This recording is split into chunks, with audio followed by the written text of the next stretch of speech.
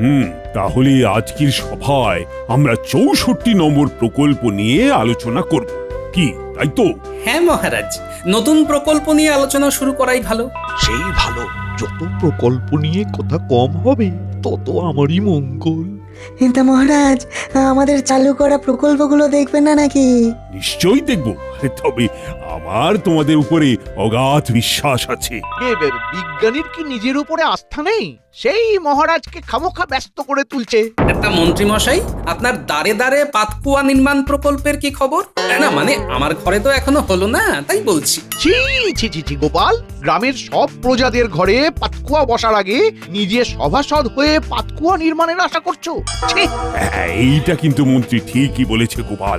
আগে সব প্রজাদের ঘরে পাতকুয়া নির্মাণ হবে, তারপরে সভাসদদের ঘরে। আসলে মহারাজ, প্রায় ২ মাস হতে চললো তো এই গ্রামের কারুর ঘরেই এখনো পর্যন্ত পাতকুয়া নির্মাণ হয়নি। আগে মহারাজ, আমি ইতিমধ্যেই পাতকুয়া নির্মাণের কাজ উত্তরের গ্রামে শুরু করে দিয়েছি। উত্তরের কাজ শেষ হলেই পরপর দক্ষিণ, পূর্ব, পশ্চিমে কাজ হবে। মন্ত্রী মশাই একদম মানচিত্র অনুযায়ী কাজ করছে। নিজের চরকায় তেল দাও গোপাল, আমার কাজ আমি ঠিক করে নেব। সে আর বলতে। আজকে হাওয়াটা আর তেমন দিচ্ছে না, কি বলো? প্রকৃতির হাওয়ার রূপ কি আমাদের হাতে ধরা থাকে বলুন মহারাজ?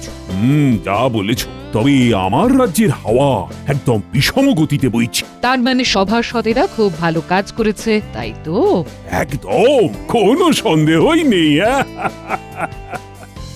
মহারাজ, মহারাজ, একবার শিগগিরই দুয়ারের সামনে চলুন। উত্তরের কিছু গ্রামবাসী এসে মহা হট্টগোল পাকাচ্ছে। সে কি, এখন আবার কিসের গন্ডগোল? দেখুন গিয়ে আবার কি হলো। উত্তরের দিকটা তো মন্ত্রী সামলাচ্ছিল। যাই গিয়ে দেখি। কি ব্যাপার, তোমরা এমন হট্টগোল পাকাচ্ছ কেন? মন্ত্রীমশাই প্রায় ২ মাস আগে আমাদের প্রত্যেকের বাড়িতে পাতকুয়া নির্মাণের প্রতিশ্রুতি দিয়েও এখনো কিছুই করেননি। আমরা আর এভাবে জল বয়ে বয়ে গৃহস্থলীর কাজকর্ম করতে পারছি না। কিন্তু আমার কাছে তো খবর আছে, ইতিমধ্যেই উত্তরের গ্রামে পাতকুয়ার কাজ শুরু হয়ে গেছে। ভুল খবর, ভুল খবর, ভুল খবর। কারোর বাড়িতেই এখনো পাতকুয়োর কাজ শুরু হয়নি। আপনার রাজ্যের মন্ত্রী একজন বাজে লোক, আমরা তার পদত্যাগ চাই। চাই চাই চাই চাই। তোমরা দয়া করে শান্ত হও। আমাকে আর ৭-১০ দিন সময় দাও, কথা দিচ্ছি কাজ শুরু হয়ে যাবে। মহারাজ, এবারে ভেতরে চলুন। যাচ্ছি। তবে এক্ষুনি একবার গোপালকে খবর দাও তো।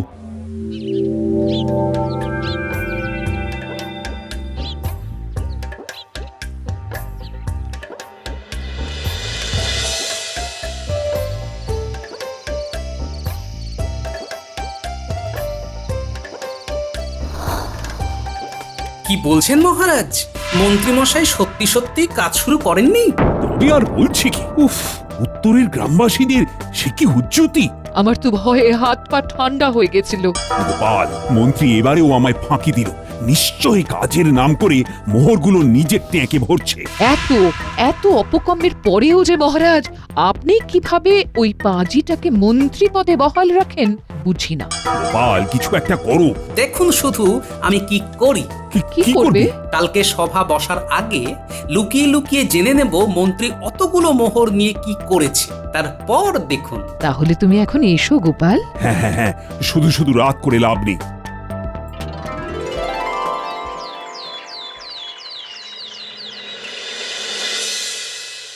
এই রে, খুব দেরি হয়ে গেছে, সবাই এসে গেছে দেখছি। এসো মন্ত্রী, এসো, তোমারই তো অপেক্ষা করছিলাম। আগে জানি মহারাজ, আমায় ছাড়া কি আর সভা জমে? সেই তো, আপনি না থাকলে কি করে আর আপনার কুকর্ম নিয়ে আলোচনা করব বলুন।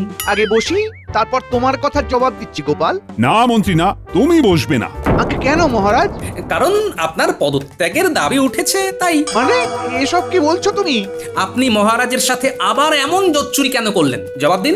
তুমি উত্তরের লোকেদের প্রত্যেকের বাড়িতে পাতকুয়া নির্মাণ করানোর প্রতিশ্রুতি দিয়েও সেই কথা রাখোনি কেন? দাঁড়ে দাঁড়ে পাতকুয়া নির্মাণের প্রকল্পের জন্য মোহর নিয়ে কি করছেন? জবাব দিন, জবাব দিন। জবাব দিন। মহারাজ, আমি এসব কিচ্ছু করিনি। উত্তরে কাজ শুরু হয়ে গেছে। মিথ্যে কথা। কালকে উত্তরের গ্রামবাসীরা এসে হুজ্জুতি করে গেছে। একটা বাড়িতেও সেখানে পাতকুয়া বসেনি, এদিকে ২ মাস হয়ে গেল। দেখো, আমার মোহর আমাকে ফেরত দিয়ে দাও। আগে আগে ওই মোহরগুলো আমার কাছে আর নেই। মানে কোথায় খরচ হলো সেগুলো? আমি বলছি মহারাজ, মন্ত্রী মশাই আপনার থেকে সেই মোহরগুলো নিয়ে একটা দিঘি কিনেছে, বিকেলে হয়তো নৌকা বিহার করবেন বলে। সর্বনাশ! মন্ত্রী মন্ত্রী তুমি শিগগিরই আমার চোখের সামনে থেকে দূর হও। 7 দিন আর সভায় আসবে না, ঠকবাজ একটা। কাজটা ভালো হলো না গোপাল।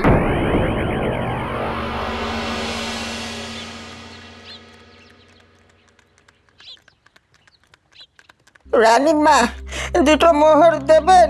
একটু পেট ভরে খাবো। এই গাড়ি থামাও, গাড়ি থামাও।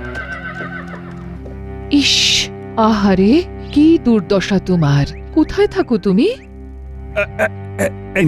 এই নাও 4খানা মোহর। পেট ভরে খেও কিন্তু। আমি একা নই, আমার মতো আরো অনেকে আছে। আমরা গাছের তলায় থাকি, বাড়ি ঘর নেই। এরকম করে বলো না, আরে আমি আছি না, দেখছি কি করা যায়। এই শোনো, তোমরা এরকম কতজন আছো বলো তো? 200 জন। হ্যাঁ। মহারাজ, ওদের জন্য কোনো আশ্রয়স্থল করলে হয় না? যা বলেছো, মানুষগুলো খুব অসহায়।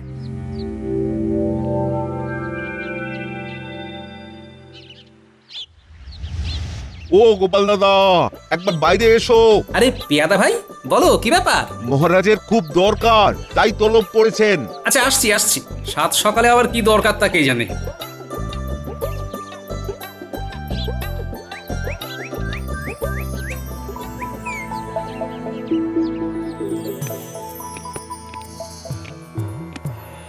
মহারাজ, আসবো? আহারে গোপাল, এসো এসো। আগে মহারাজ, আমায় 7 সকালেই ডেকে পাঠালেন যে? গতকাল পথে এক ভিক্ষুককে দেখলাম, বুঝলে? তার যে কি দৈন্য দশা, তার কি বলবো।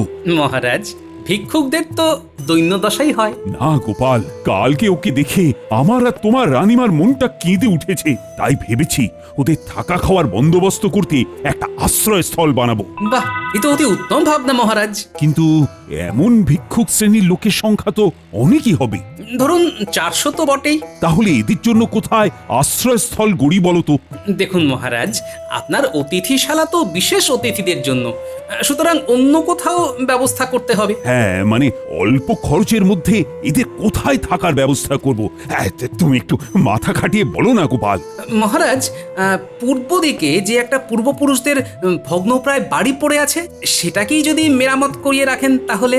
হ্যাঁ, অতি উত্তম প্রস্তাব। তাহলে চলো সেখানে মিস্ত্রি নিয়ে যাই। হ্যাঁ মহারাজ, কাল সভা শেষ হলে চলুন। বেশ বেশ বেশ, তুমি তাহলে একটু মিস্ত্রির সাথে কথা বলে রেখো। অবশ্যই মহারাজ।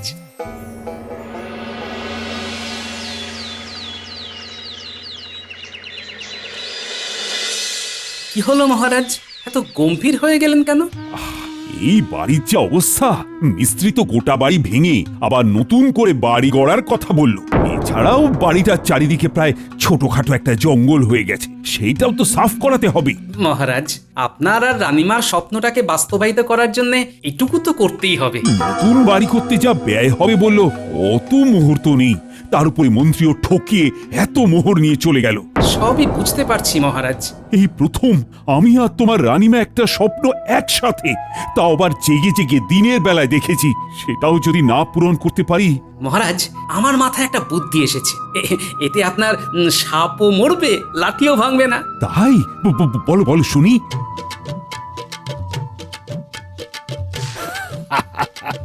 তুমি পারো বটে। কাল তাহলে আপনি নাটকটা করে ফেলবেন, ব্যাস কেল্লা ফতে। সুপ্রভাত। ভালোই হয়েছে তোমরা সবাই যথা সময়ে এসে গেছো। আজ তোমাদেরকে একটা সিদ্ধান্তের কথা জানাতে চাই। মহারাজ, আমি আসবো? পেয়াদা বলল আপনি নাকি আমায় ডেকে পাঠিয়েছেন। মন্ত্রী? হ্যাঁ মন্ত্রী, এসো এসো এসো। বেশি ভনিতা না করেই বলি, তোমায় সেদিন বার করে দিয়ে আমি মোটেই ঠিক করিনি। আমার যে তোমায় দরকার মন্ত্রী। ছি ছি ছি ছি ছি মহারাজ, এভাবে বলবেন না। আমি সব সময় আপনার সাথে রয়েছি। বেশ, সবাই শোনো, আমি আর তোমাদের রানীমা এই রাজ্যের সকল ভিক্ষুকদের জন্য একটা আশ্রয়স্থল গড়ে তোলার সিদ্ধান্ত নিয়েছি। সাধু মহারাজ, আশ্রয়স্থলটা রাজ্যের কোথায় হবে? আমি ভেবেছি আমার পূর্ব দিকে যে ভগ্নপ্রায় বাড়িটা পড়ে আছে ওই বাড়িটা ভেঙেই সেখানে গড়ে তুলবো নতুন এক আলয়। খুব ভালো, খুব ভালো। তা মহারাজ, কোনো সাহায্য লাগলে বলবেন। সেই জন্যই তো তোমায় সভায় ফিরিয়ে আনলাম মন্ত্রী। আচ্ছা, বাড়িটা যেহেতু ভগ্নপ্রায় তাই সেটা খুবই সাবধানে ভাঙতে হবে। এছাড়া দেওয়ালও নরম আর সাপখোপও থাকতে পারে। আর পুরনো বাড়ি তো, তাই গুপ্তধনও থাকতে পারে। একদম, আমি তো সেই জন্যই চাই। মন্ত্রী, তুমি তোমার পরিচিত মহলে একটু ভালো মিস্ত্রির খোঁজ নাও তো। যে বাড়িটা অতি যত্নে ভাঙবে, আবার গুপ্তধন পেলে ফেরতও দিয়ে দেবে, তাই তো মহারাজ? হ্যাঁ, একদমই তাই। কাল সকাল তাহলে বাড়িটা গিয়ে একবার দেখে নিও।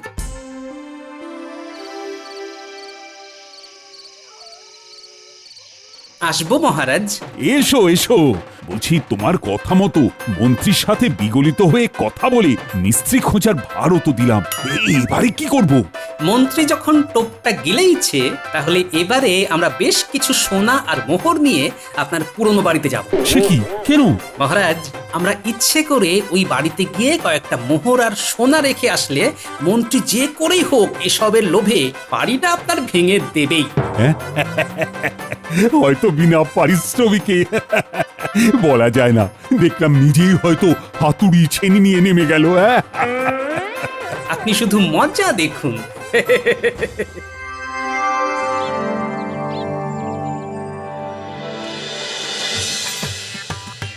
সুপ্রভাত মন্ত্রী মশাই, আপনি চলে এসেছেন দেখছি। আমি সময়ের ব্যাপারে খুবই হুঁশিয়ার থাকি, কথার নড়চড় করি না। হ্যাঁ, সে আর বলতে। যাকে চলুন, আমরা মহারাজের পুরনো বাড়ির দিকে গুটি গুটি এগোই। ওহ বাপরে, আরে ঢুকবো কি করে? এ তো আগাছায় ভর্তি। হ্যাঁ, একটু দেখে শুনে আসুন মন্ত্রী মশাই, খুব সাবধানে। চলো আগে একতলা দিয়েই শুরু করি। হ্যাঁ, বহু বছর আগেকার বাড়ি তো, খুব যত্নে ভাঙতে হবে। মন্ত্রী মশাই, একটু ওদিকটায় চলুন।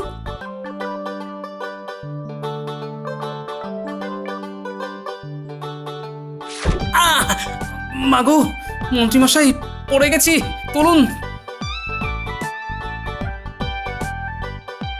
এ বাবা, ইস, তোমার এই ধুমসো গতর তোলা কি আর চারটিখানি ব্যাপার? একটু তুলুন। নাও, হ্যাঁ, ওঠো। ধন্যবাদ।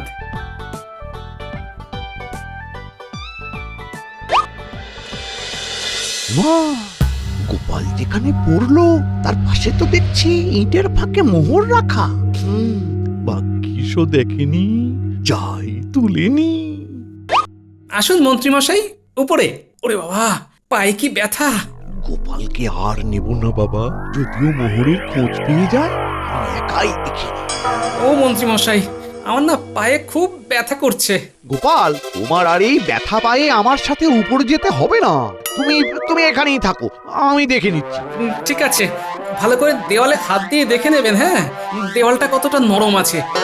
সে আর বলতে, সব জায়গায় ভালো করে দেখে আর ঘুরে আসছি। ইটের ফাঁকে মোহরটা নেই, তার মানে লোভের ফাঁদে পা গলিয়ে দিয়েছে। মোট 6খানা মোহর আর 3খানা সোনার দুল পেলাম। এই বাড়ি খুব তাড়াতাড়ি ভাঙতে হবে। বাড়ি জুড়ে সোনা মোহর ছড়ানো আছে মনে হচ্ছে।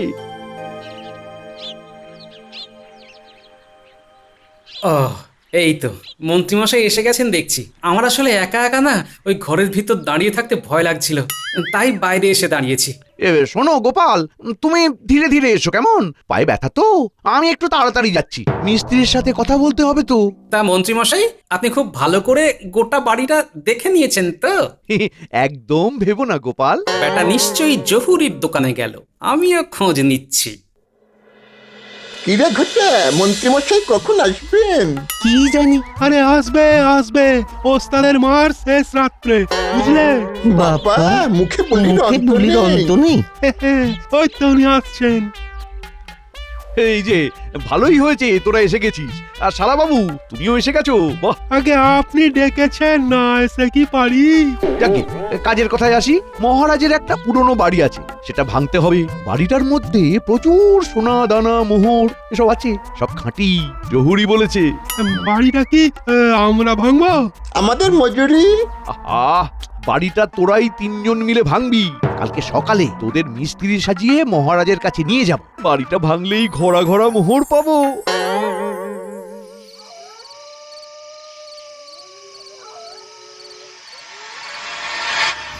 কাল জমবে মজা। দেখি মন্ত্রী কাকে মিস্ত্রি সাজিয়ে নিয়ে আসে। জহুরির মুখে খাঁটি সোনার দুল আর আসল মোহর পেয়েছে শুনে সে আনন্দে কি করছে কে জানে। ও জামাই বাবু, আপনি জেগে আছেন? ভালোই হয়েছে, দেখা হয়ে গেল। কি ব্যাপার, কাঁধে ঝোলা নিয়ে কোথায় চললে?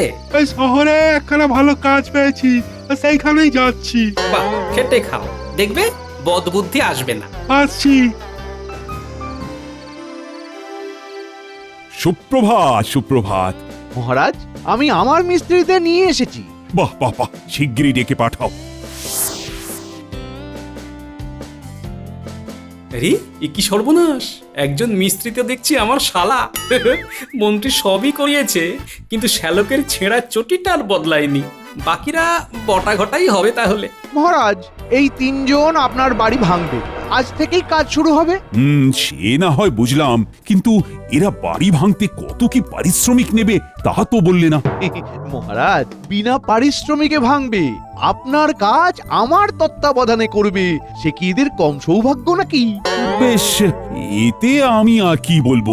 সত্যি মন্ত্রী মশাই, আপনার জবাব নেই। এত তৎপর হতে আমি কাউকে দেখিনি। এবারে দেখো তাহলে। এই চল, তোদেরকে কাজটা বুঝিয়ে দিয়ে আসি। মন্ত্রী, তুমি কাজ শুরু করো, আমরা প্রতিদিন গিয়ে দেখে আসবো, কেমন? যাও যাও, এতদিন ধরে লোককে ঠকাতে এবারে নিজে ঠকে দেখো কেমন মজা লাগে। নে নে নে, গায়ে জোর লাগা। মন্ত্রী মশাই, মোহর পেলাম। হ্যাঁ, দে দে দে, আমায় দে, আমায় দে, ট্যাকে রেখে দিন। বাহ বাহ, অনেকখানি তো কাজ এগিয়েছে। চালিয়ে যাও ভাইরা। মন্ত্রী মশাই, আমি 3খানা মোহর পেলাম। মন্ত্রী মশাই, আমি 6খানা মোহর পেলাম। এই তোরা তোরা আমার কাছে দে। বলছি কি মন্ত্রী মশাই, আমাদের কিছু দেবেন না? কাজের শেষে সব পাবি, এখন মন দিয়ে ভেঙে যা। বাবা, বাড়ি তো প্রায় ভাঙাই হয়ে এসেছে। এইভাবে আর হয় না, এইভাবে হলে খেলবো না। ও টানা 20 দিন কাজ করছি। প্রথম দিকে যাও বা কটা মোহর সোনা পেলাম, সেসব কিছুই আপনি দিলেন না। বিনা পারিশ্রমিকে গোটা বাড়ি ভেঙে ফেললাম, আর পারছি না। সবুরে মেওয়া ফলে, এবার মাটি খোঁড়, দেখবি ঘোড়া ঘোড়া সব মণিমাণিক্য পাবি। কি? এবারে মাটি খুঁড়বো?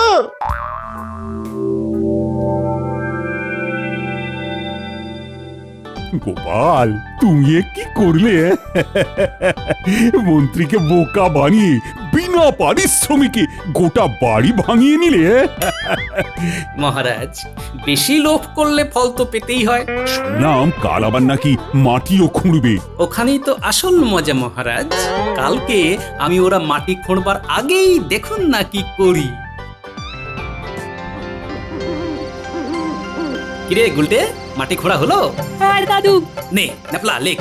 মহারাজকে ঠকিয়ে যেমন তুমি বিনা পরিশ্রমে অনেক মোহর পেলে, তেমন মহারাজও বিনা পারিশ্রমিকেই তোমায় দিয়ে গোটা বাড়িটা ভাঙিয়ে নিল। হ্যাঁ দাদু, হয়ে গেছে।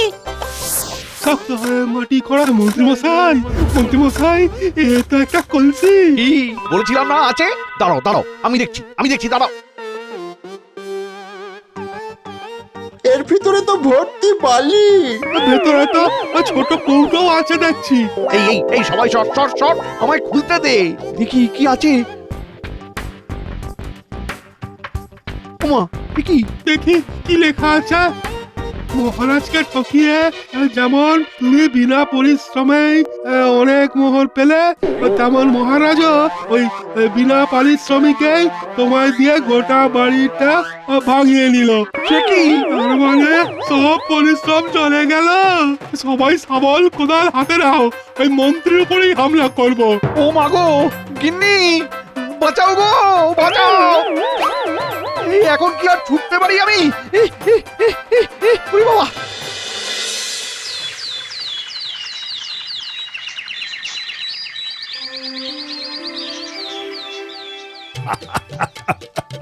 গোপাল, তুমি করেছো কি? কলসির ভেতরে আবার কৌটো, আবার তার ভেতরে চিরকুট। বুঝুক খেলা। মহারাজ, মহারাজ, আমাদেরকে বাঁচান। মন্ত্রী আমাদেরকে বিনা পারিশ্রমিকে আপনার ওই অত বড় বাড়িটা ভাঙালো। এ কি, তোমরা কি করে বাড়ি ভাঙলে? বাড়ি তো ভাঙলো শ্রমিকেরা। আমরাই তো শ্রমিক। ছদ্মবেশ নিয়েছিলাম। আমাদের পারিশ্রমিক? এক কাজ করো, মন্ত্রী মশাইয়ের বেতন থেকে কেটে নিও, কেমন? আরে আমি কাটিয়ে দেব, তোমরা নিশ্চিন্তে থাকো। মহারাজ, একটা কথা, এবারে আসল শ্রমিক আমি নিয়ে এসেছি, কথা বলে নিন। নতুন আশ্রয়স্থল গড়তে হবে তো। আমার রাজ্যে তোমাদের আর এবার থেকে বাসস্থান বা খাদ্যের জন্য চিন্তা করতে হবে না। এবার থেকে তোমরা সবাই এই নতুন বাড়িতেই থাকবে। ভাইয়েরা, মহারাজ তোমাদের কথা চিন্তা করে এই নতুন বাড়ি গড়ে দিলেন, তাই আমি তোমাদের সকলকে বলবো, তোমরা সবাই মহারাজের পাশে থেকো, কেমন? জয় মহারাজের জয় হোক, মঙ্গল হোক।